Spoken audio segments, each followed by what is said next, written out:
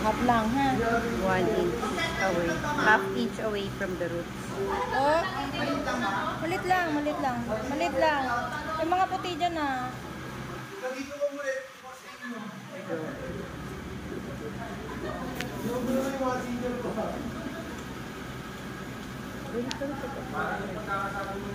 Kamay lang, yung kanang kamay nyo lang ang magdudumi na. Yung kaliwa hindi.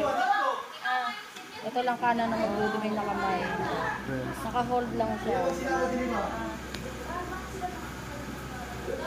Tapos ano gagawin dito sa demarcation? I-spray yan.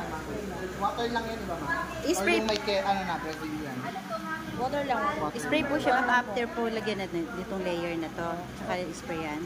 Pwede lang lagyan nyo na.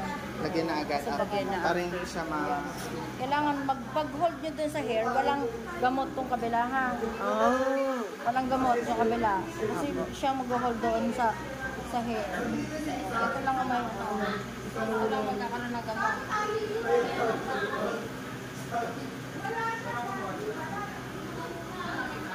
Kanan lang. Huwag itong gamitin, itong walang gamot. Ito lang magkakaroon ng gamot, ha? Hindi makalat ang ano. Hindi pwede makalat yung gamot sa kamay. Yes po. Pang-press, ito.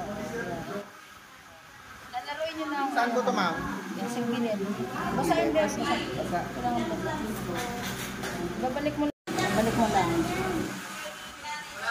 Dito, patapon lang para hindi dyan nakatumpok yung gamot. Ha? Ayan. Tapos medyo nakaangat siya. Pero sa kulay. Dapat. Ha? Nakaangat siya doon para yung hangin pasok siya dyan. Ito yung pang-spray, yung may ano. Water lang daw. Water.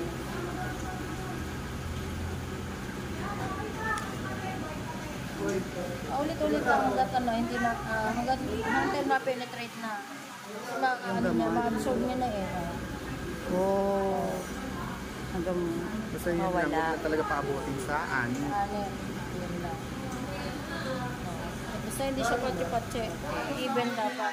Sample nga po ng spray, ma'am. Sa dito yan. Yung kamay niya pag full na ng ano, gamot.